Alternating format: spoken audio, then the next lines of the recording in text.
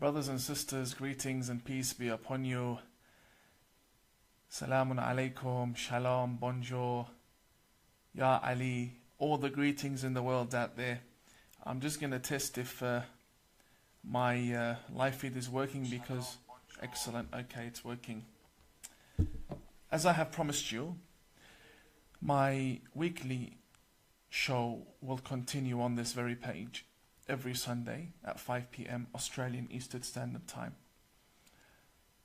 And the aim from these programs is to, number one, raise awareness about what really lies within the books that form the violent Sharia law that lead to the beheading of our citizens and the innocents around the world.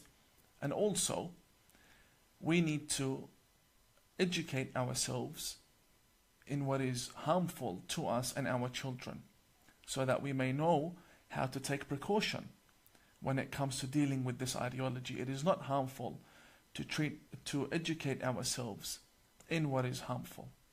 It is wise for us to understand what exactly lies within these books. Now, many reformers are reformers because they are Muslim, not because they have actually spent a time studying within the seminaries.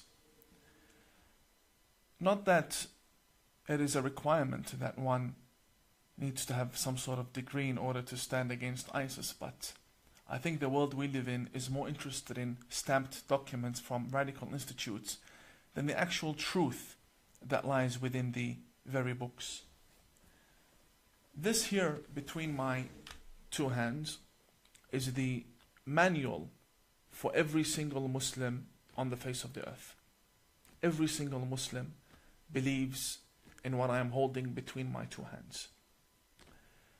They may indirectly or directly believe in it. Meaning we may have a minority of Muslims that say, well, we don't believe in all of this, but they believe in books that depend on sources from these four books. Firstly, we have the Holy Quran. The Holy Quran is the holy book for all of the Muslims around the world, regardless of denomination, sect or group. All Muslims believe in the Holy Quran. If someone does not believe in the Holy Quran, then they are not Muslim. They have to believe in the Holy Quran. We will not be interpreting the Holy Quran, but that will be a separate program. I have here 4 volumes of Sahih al-Bukhari. If you had watched my appearance on the Andrew Bolt show, you would have seen that I had brought one of these volumes and I read from the volume, I referred to one of the volume, to what was written in one of the volumes. And it was very shocking for the nation as to what exactly lies within these books. The ABC Media Watch turned around and said, the statements of Imam Tak are plain crazy. Well, I guess they're just proving our point, that indeed, what lays within these books and leads to our deaths is plain crazy. The problem is, you do not have access to these books. The problem is, even if you had access to these books, you would not be able to understand the literature within these books. Today, I want you to know what exactly lies within the books that are considered sacred right after the Holy Quran. In every mosque, or in the majority of mosques, and the majority of Muslim libraries and schools, the Holy Quran is placed right next to Sahih al-Bukhari. That is because Sahih al-Bukhari interprets the Holy Quran. Especially volume 3 from Sahih al-Bukhari that focuses on the Quranic interpretation. It teaches us Muslims how to live our lives, what ethics we need to abide by, and what exactly makes us good human beings. This is the manual that we have. Now I understand that some will say, well, the Bukhari is a Sunni author, and the Bukhari is respected by Sunnis, and I'm a Shi'i. So how is it that the Bukhari applies to me in my daily life? The answer is very simple. The Bukhari has influenced all of the tafsirs, the interpretations of the Holy Quran for all Islamic denominations, regardless whether they be Ahmadiyya, Sunni, Zaydi, or Shia. All Shia scholars take from interpretations of the Holy Quran that depended upon the Bukhari as a source in one way or another. This book has influenced every school of thought, and even grand ayatollahs within the Shia school of thought, such as Fadlullah, Khamenei, Khomeini, and also lecturers such as Ahmad al-Wa'ili. All of them refer to this book and they abide by it.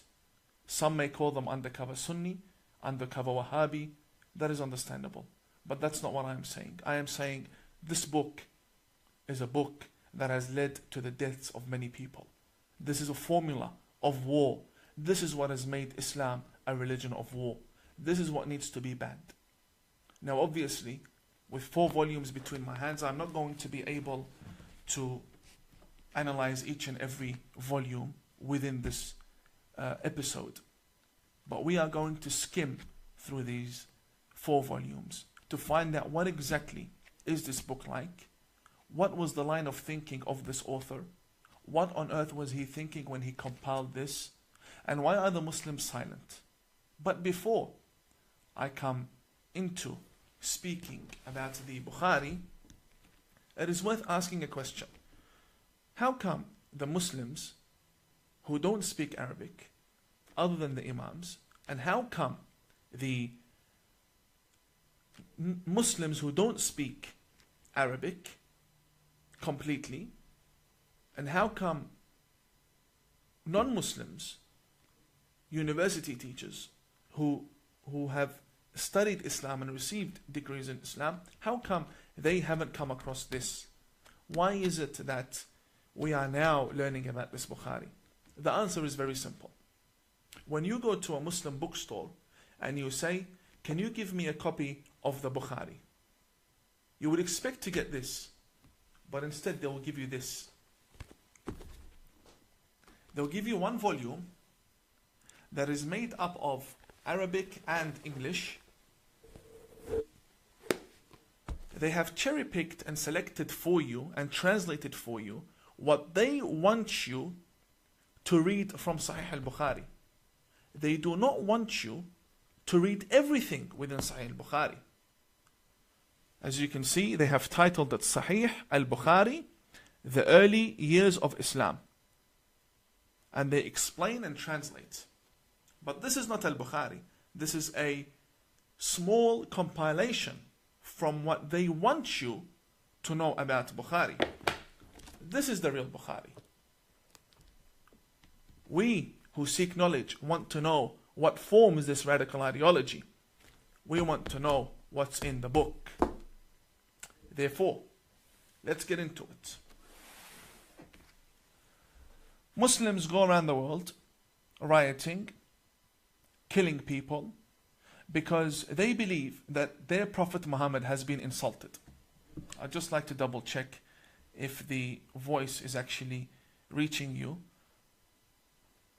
Brothers, my dear friends, brothers and sisters, if you can hear me clearly, before I get into the topic, can you please type 1 for me? Just some of you give me 1.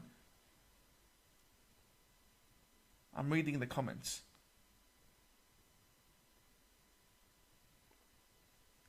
Just a 1, thank you very much. If you can hear me, can you please confirm?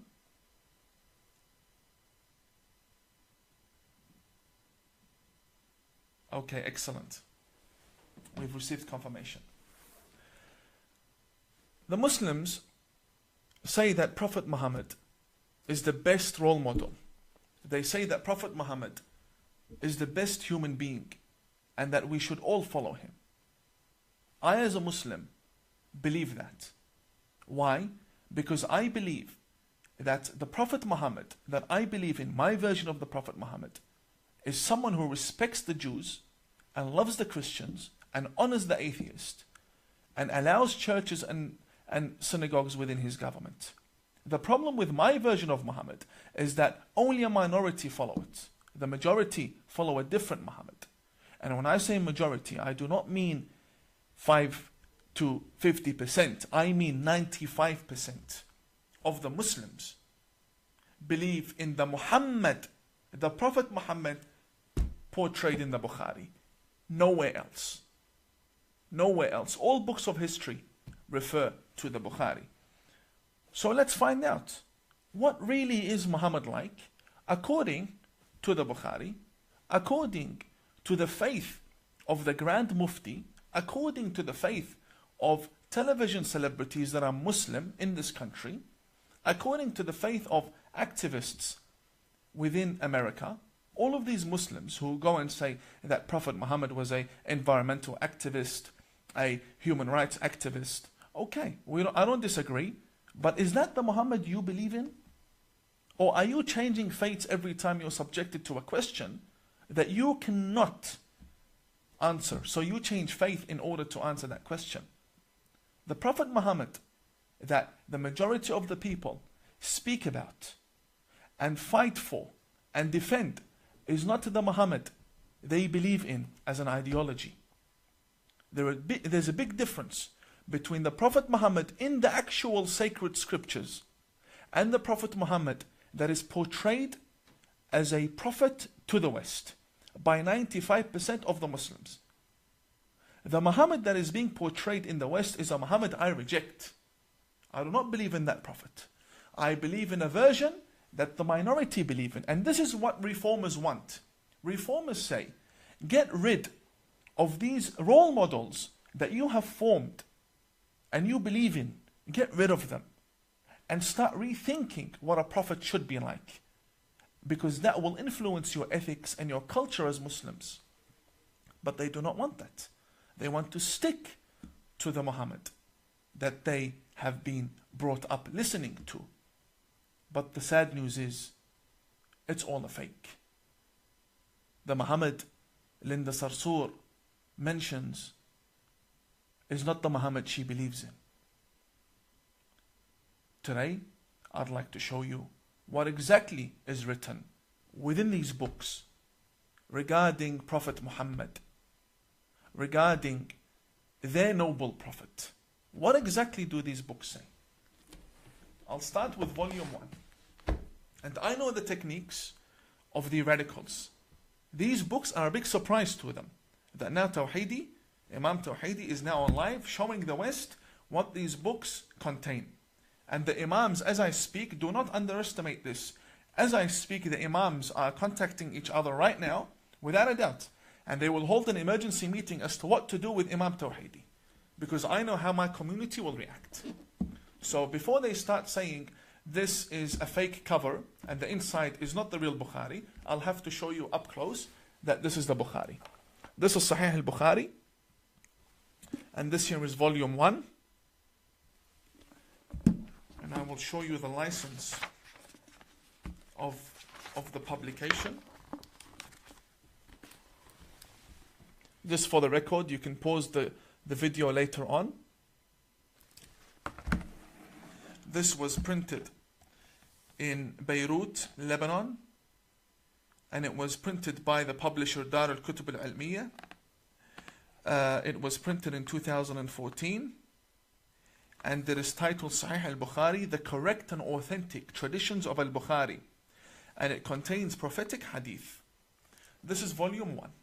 This is exactly what I was taught. Let me show you why I had to rebel against the school of thought that once upon a time wanted me to be a missionary to the West. So you can understand why these statements are being issued against me, saying I'm a fake. I'm a fake because I left this.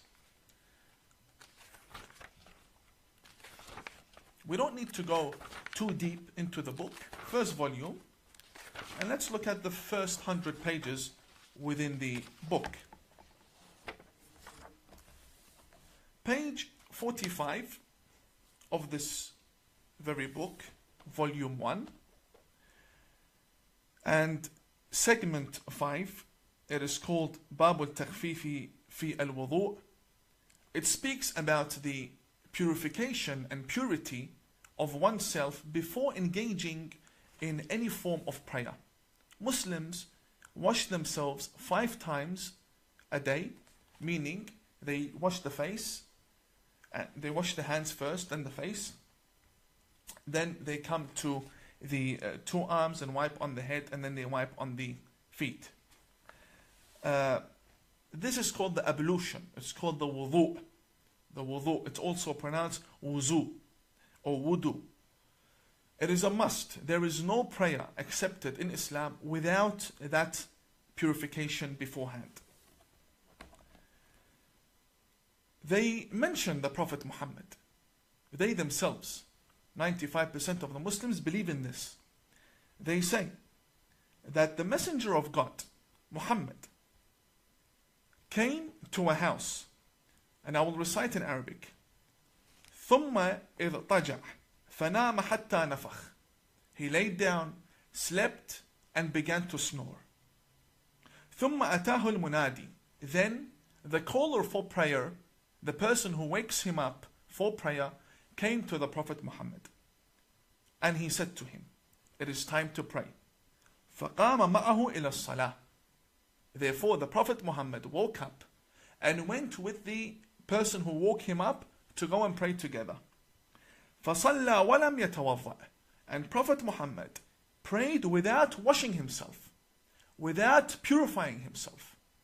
This shows you that the Prophet who taught these 95% of the Muslims to wash themselves before praying, he himself does not wash himself. He himself is a hypocrite. And he himself has no prayer that is accepted. This is what they believe in. This is the hypocrisy within the Bukhari. Now we Shia, we don't even believe the Prophet needs wudu to begin with. The Prophet and Imam Ali, they don't need wudu. They are pure. Jesus, Moses, all messengers of God are pure. Yes, Umar ibn al-Khattab needs wudu. Umar ibn al-Khattab, who spread Islam by the sword, he needs wudu. He needs purification. As for a prophet, it doesn't make sense. So number one we have here, let's make a list of this. And I advise you to make a list along with me. So we have a prophet who is not pure when praying. If we move to page number 47, segment 14, it says here what is much worse than what we had just listened to. It states that a man by the name of Abdullah bin Umar, he says, فَرَأَيْتُ رَسُولَ اللَّهِ يَقْضِي حَاجَتَهِ مُسْتَدْبِرَ الْقِبْلَةِ مُسْتَقْبِلَ الشَّامِ, which means I saw the messenger of God, I saw the apostle of God in public performing his number one and number two in the middle of the street while facing Sham. Sham basically means Palestine. In another tradition, it says that he was seen مستقبل بيت المقدس. He was seen facing towards Masjid al-Aqsa. Now we have the Palestinians, they're fighting for Masjid al-Aqsa. They're fighting for the Aqsa Mosque in Israel.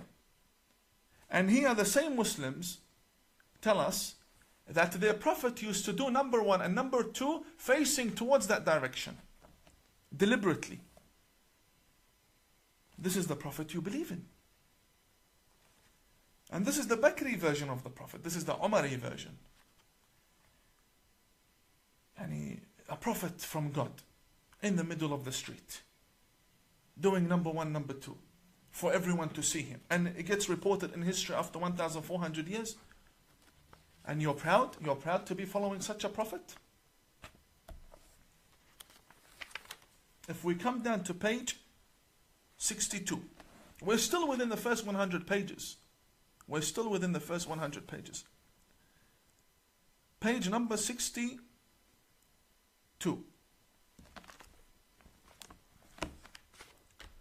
It states, أتى النبي, the Prophet came, فبال قائما, ثم دعا بماء, فجئته بماء فتوضأ.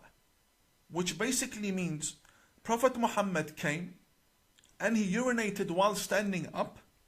He wanted water, we got him water, then he performed ablution. He performed the wudu in order to pray. The problem is in Australian media, the radical preachers in Sydney tell me and you that if you stand when you urinate, you are doing an act that is like the act of animals. That's what they say. They say only animals stand and urinate. And here the very Prophet stands and urinates. I will show you. I'm not here making things up here. All highlighted in yellow for you. I'll bring it up to the camera. That the Prophet, peace be upon him and his family, urinated when standing. Which means he's a hypocrite. And he has no ethics. According to the Bukhari. And I would love for the Grand Mufti, and I would love for Brother Walid Ali, Dr. Walid Ali, Sister Linda Sarsour, to come and defend their Prophet. This is your book. Either you denounce the book or you denounce the Prophet. Which one isn't? So now we have a Prophet who urinates when standing like an animal.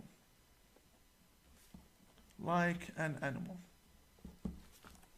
And we have number 1 and number 2 in public. This is the book that forms Sharia law. Let's read what's in this book. Come to page 72 of volume 1 of Sahih al-Bukhari. This one here is worse. Yani, as you go deeper into the book, the worse it gets for you. It states here, كان النبي يدور على نسائه في الساعة الواحدة من الليل والنهار وهن 11. قال قلت لأنس أو كان يطيقه؟ قال كنا نتحدث أنه أعطي قوة 30. What does this mean? It means that the Prophet Muhammad used to visit all of his wives, and they were 11, and he would engage with them all in sexual intimacy. And he would do that during the day and during the night. And all 11 of them. And he wouldn't wash himself. He would not wash himself between each wife. So the person who narrated this report, he said, is this true? That Prophet Muhammad has the ability to satisfy 11 women? Here it says, he was given the power of 30 men. Yeah, Bukhari, who are you trying to fool? Who are you trying to fool? When you read this is the Prophet Muhammad that we were taught. I didn't bring this from Jupiter. This is the book for the greatest scholar in Islam after the Quran, according to 95% of the Muslims. I didn't make this up. It's in the Bukhari. I'm more than happy to bring this on any platform and we'll debate about it. This is very sad. Very sad. Prophet Muhammad, who you love and you go around killing people for. This is your hypocrisy. This is what you believe about your Prophet. This is the issue when we say ISIS came from Sunni Islam and they are doing what they are doing in Iraq. Everything is focused about the sexual desires that they have. Blow yourself up to get 72 virgins. This is your Prophet. Running around during the day and the night. He has nothing better to do. God sent him to engage in intimacy. He had nothing better to do, according to your most important source. Now this, and we're still on page 72. We're still on page 72, over here. Page 72. We haven't even reached page 100. And it just gets worse. This is volume 1. Volume 1 from Sahih al-Bukhari. As we are going through these books, you will see that the level of intellect and integrity and dignity and respect that the author has when speaking to his people regarding his own Prophet is very low. Very low level of respect when speaking about the Prophet. And none of us would want 1,400 years down the track to have a most important book circulated everywhere, considered sacred, that contains matters of your private lifestyle, matters of how you would deal with your wife.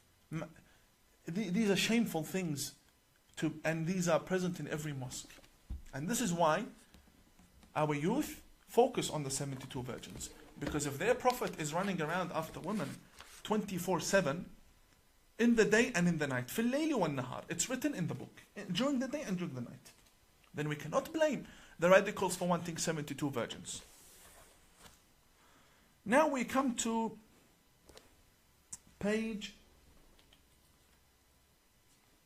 221.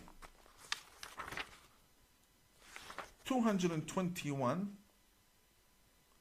The chapter of jihad begins. And this is the problem that we have when it comes to jihad. This here is volume 2 from Sahih al-Bukhari, the most sacred book after the Holy Quran. And this here is the chapter of jihad, so nobody says we're making things up. Chapter of jihad. We will open the chapter of jihad that is present in all of our mosques. Thank you very much. Thank you very much for importing these books from overseas. Segment number 7 in chapter 6 of volume 2, page number 223, as I have highlighted for you. I don't know how clear that is. I can provide you with scans if you like. The name of the chapter says it all. The name is called Bab Tamanni al-Shahada. The chapter of loving martyrdom. I want the Grand Mufti to answer me, what does this mean exactly? Because I know they will say it took it out of context. No problem. I'm an Imam and I've taken it out of context. You explain, please. قال رسول الله صلى الله عليه وآله والذي نفسي بيده لوددت أني أقتل في سبيل الله ثم أحيا ثم أقتل ثم أحيا ثم أقتل ثم أحيا ثم أقتل. What does that mean? It means that Prophet Muhammad says, I vow by God that I wish that I could be killed for the sake of Allah, then brought back to life, then killed, then brought back to life, then killed, then brought back to life, then killed once again, and then you go become a martyr and you go and you get your 72 virgins. And this is not something that we are just reading. This is not a magazine. This is Sahih al-Bukhari. The authentic. Sahih means authentic. After intense filtration for 1,200 years, this is what we have now come with to form the religion of Islam. So when you see its non-stop attacks towards the West, you know why. Because they themselves wish to die, come back to life, to die again, come back to life, and die and come and non-stop. This love for death that they have, I don't know where it comes from. Do you know where it comes from? It comes from this book. When you wonder, what is the root for terrorism? This book. This here. When the Muslim is taught that your Prophet wishes to die and come back to life once again, just in order to die again, you can't blame the 15-year-old and the 17-year-old and the 22-year-old to want to go and blow themselves up. You cannot blame them. This is in the book. And this book is in Australia. This book is... When I show you, the ABC says I'm playing crazy. When I'm silent, the right says we're crazy. So please, left and right, let me do my job. I'm here to raise awareness. Now, we've finished from an example. These are all examples I'm giving you. I cannot go through the whole book. Examples I'm giving you with regards to jihad. Now, the book, the very volume explains to us why the Prophet would say such a thing. According to Al-Bukhari. Why would the Prophet say such a thing? Very easy. You read in page 348. I'll lift it up again for you. 348. This says, segment number 11, chapter 59. It says, Bab Sifat Iblis wa Junudih. The characteristics of Satan, of Shaitan, of Satan and his soldiers. Then we have a testimony from Aisha. Aisha is the wife of Prophet Muhammad, who was also a terrorist after the life of Prophet Muhammad. She was leading an army that killed many people, tens of thousands of people in Basra, also known by the Battle of the Camel. Aisha, this is the 7-year-old wife, apparently. According to us, according to our evidences, the more reasonable evidences, she was over 18, she was over 20. And we also have evidence that she was married and she had a child before she married Prophet Muhammad. But we won't get into that. All the Muslims haven't agreed upon her age. But what they have agreed upon is that she was either 6 to 13 by the 95% of the Muslims. The majority believe she was underage. Yes, I will not deny. Here, the very lady, Aisha, says, and Aisha, hadith number 3268. She says, سحر النبي حتى كان يخيل إليه أنه يفعل الشيء وما يفعله. It means that the Prophet Muhammad was possessed. He was possessed. He was a crazy, delusional man. To the extent, حتى, she says, حتى كان يخيل إليه, to the point that he would start imagining things. And he would consider that he has done things when he didn't do anything. So when you find the Prophet saying, I want to die and come back and die and come back, it's because they believe he's a delusional man. They believe he's a psychopath. They believe he's being possessed, which is even worse. How can an apostle of God be possessed by jinns? This is what they believe. Page 348. We're not making this up. Let's come to page 377. I want the Grand Mufti to explain, please. Explain in Arabic. I understand Arabic. Explain. We'll have our friends translate for you. No problem. Page 377. It states that the Prophet in 3372, Prophet Muhammad used to doubt in previous prophets, which clearly contradicts the Holy Quran. The Quran says, مَا نُفَرِّقُ بَيْنَ أَحَدٍ مِّن رُسُلِهِ. We do not differentiate between any of God's messengers. Here the Prophet Muhammad says, أن رسول الله قال نحن أحق بالشك من إبراهيم إذ قال رب أرني كيف تحيي الموتى.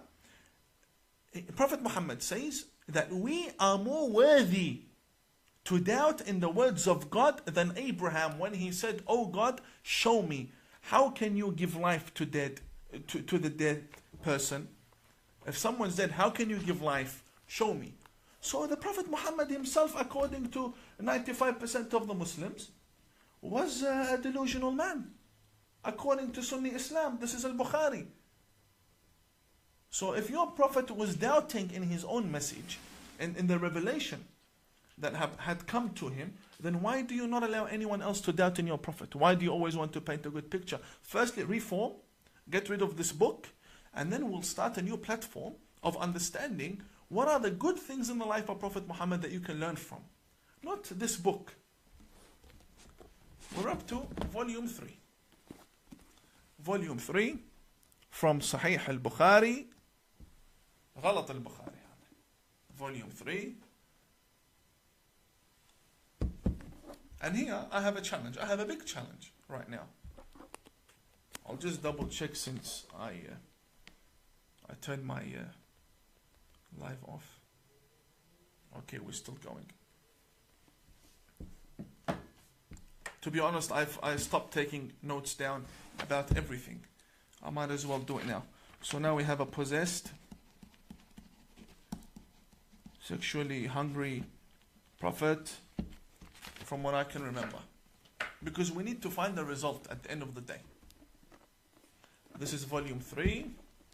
Let me take you to page 462. This one here. Any Muslim from the majority faiths. A big challenge to all of my brothers out there.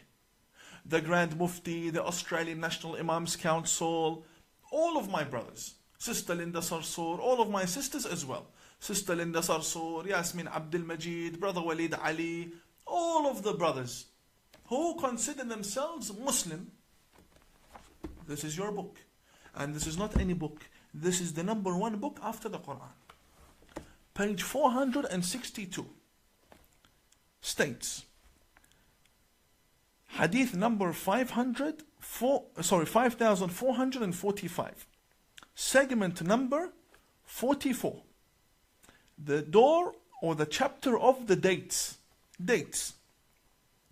قال رسول الله, it says, the Prophet Muhammad says, من تصبح كل يوم 7 تمرات لم يضره في ذلك اليوم سم ولا سحر. It states over here, because I want to show you the accuracy of this book that is killing our people. I want to show you the accuracy. It says over here, whoever wakes up and eats dates, whether they be 7 or different reports, whoever eats dates will be immune to poisoning during that day. Whoever eats dates will not be affected by any poison. It says over here, sum, which means any poison. Okay. I have a challenge. I have here dates. And I have here kerosene. I have here kerosene. And I have a cup of water. I have an empty cup, a glass. So you can see perfectly. And I have 2 dates over here. My challenge to the Australian National Imams Council. If this book is accurate, that means the Prophet portrayed in the previous volumes we just shown is an accurate portrayal. And you cannot blame anyone for thinking wrong about your Prophet.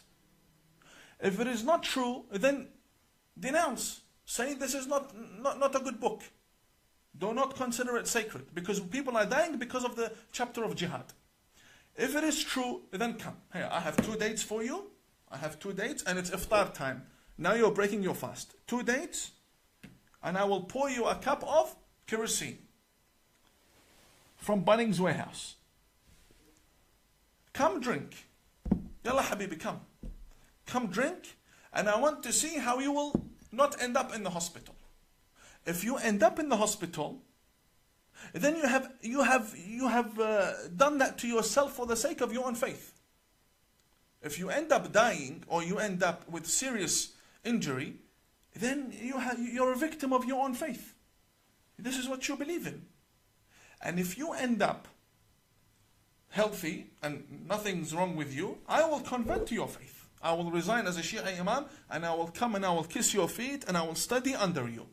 I will start all over again. If you can prove me wrong, come. I'll pour you 1 cup from this after you have 2 dates so we can see exactly, is this book accurate or no? If it is really the word of God and if it's really what you believe is correct, come. I give you 2 dates plus here a kerosene and enjoy. This is nonsense. This is volume 3. Now we're up to volume 4. And volume 4 is a tragedy within a tragedy within a tragedy. Volume 4 from Sahih al-Bukhari. Volume 4, Sahih al-Bukhari. And by the way, the books of the Shia will come next. This is the main Sunni author. Shia authors will come next. I will bring the Shia books and we will see exactly what's going on in this faith. We'll bring them all. The books of Khomeini and the thawing of the underage children, they will all come. So now we have volume 4, because this is very interesting. Because this is very interesting, I'm going to show you the license again of this very volume so nobody says it's a lie. Okay. Now let's go very far away from the whole world of jihad, and I'm pretty sure Islam has something to offer.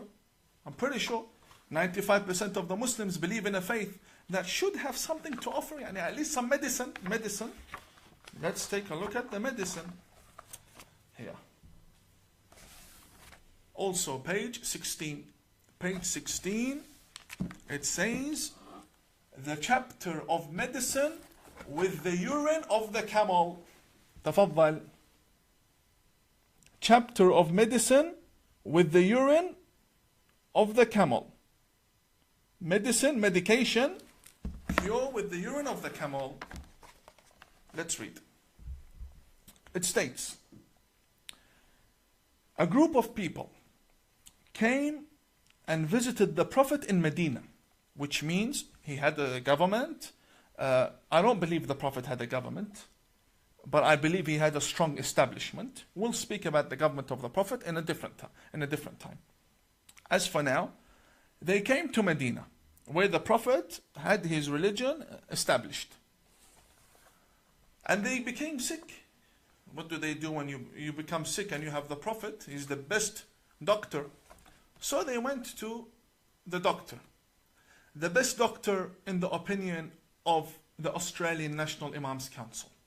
The best doctor in the opinion of the Grand Mufti, Dr. Ibrahim Abu Muhammad. The best doctor according to all of the Muslims. The best doctor, the Prophet Muhammad. This is your book, not mine. This is your book. What does the best doctor say to the sick people that came to him? And what did he do when they took his prescription and ran with it? What did he do to them? فأمرهم النبي, they were sick. فأمرهم النبي, he ordered them أن يلحقوا براعيه, that they go after the owner of the camel. يعني الإبل, it states here, يعني الإبل, which means the camel. فيشربوا من ألبانها وأبوالها, to drink from its milk and urine. فلحقوا براعيه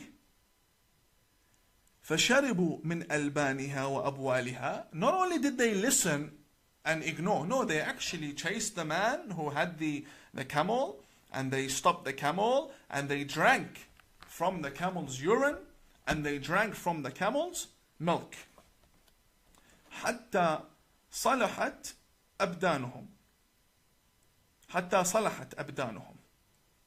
Until their bodies became strong again, and now they have the ability to go back to where they once came on foot, and they're strong, and everything is well. They're no longer sick because of the cure in the camel's urine. So what did they do now that they are strong? فَقَتَلُوا الرَّاعِي وَسَاقُوا الْإِبِلِ. After they drank from the camel's urine, they killed the owner of the camel, and they stole the camel. Now, until now, we have a tragedy. Because if this is real, then we have a tragedy. What is coming up, it's something I cannot call a tragedy. Watch. The Prophet orders them to go and drink urine from the camel. They go, they drink the urine and the milk, and then they kill the owner, they steal the camel, and they come back. Listen to this. فبلغ النبي, the Prophet heard, Prophet Muhammad heard. فبعث في طلبهم فجيء بهم. So he said to his companions, go bring these two people who did this to the owner of the camel. So they brought them. What did Prophet Muhammad do? فقطع أيديهم وأرجلهم, according to them, to the 95% of the Muslims. Ya Grand Mufti, can you please explain? The Prophet here chopped their hands and their legs. Why? Because they stole a camel. It states, فَقَطَعَ أَيْدِيَهُمْ وَأَرْجُلَهُمْ وَسَمَّرَ أَعْيُنَهُم. And he brought two nails, the nails that you would use for the wall, and he poked their eyes with it.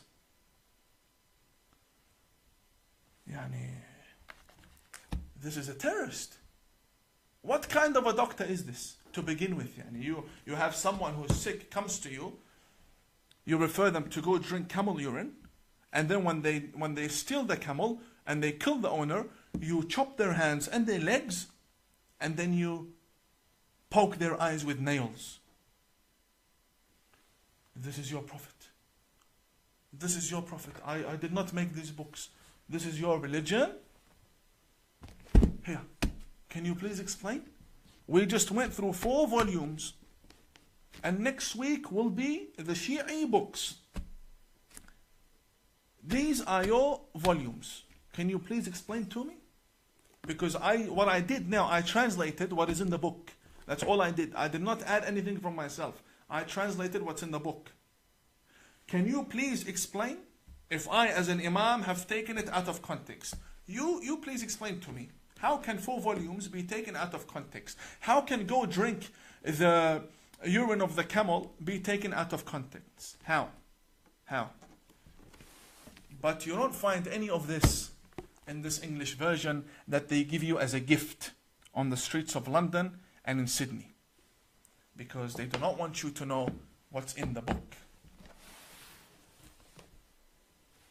Therefore, this is the very book that teaches us jihad. And this is the very book that teaches the Muslims how to love their prophet. We saw their prophet, and we saw the jihad, and we saw exactly what Bukhari teaches. Dear Grand Mufti, dear Mufti of Egypt, dear Mufti of Lebanon, Mufti of Syria, any Mufti, come defend your prophet. Can you please respond to me about exactly what's written in these books, and why is it not written in the English version for the people to read? This is not sectarianism. I'm not here to make divisions within the community. I myself, I am an outcast from the community, but I am calling for reformation. We clearly have a problem in the books that we consider to be sacred scriptures. If this is the book you use to interpret the Quran, then you cannot blame people to hate your Quran. You cannot blame people to hate your Quran. If this is the intellect that we are displaying our religion with to the world, then may God be with the world and may God be with the religion. Because this is clearly something wrong. I stand against this book and against the author of this book. And I do not consider it to be sacred at all. And next week I will show you the books of other denominations that need reformation. My purpose here is to show you exactly what needs to be left within Islam. We cannot be reformers if we go to the mosque and we pray behind imams that quote from this book and revere this book and respect this book. The chapter of jihad was more than enough. All we had to read was 1 line. The chapter of jihad makes over 100 pages. I only read for you 1 line. To me, these are all attributions to my prophet. I do not believe in them at all. I am a kafir in this book. I do not believe in it at all. I believe in the prophet that loved Moses and loves Jesus. And we have a study, but the problem is only a minority believe in that study. And now we have reached the end of the first show. I honestly pray that you had somewhat benefited from tonight's episode where we raise awareness regarding these books. May God bless you all. Thank you very much for your time, and I will see you in my next live stream. God bless you all and have a good night.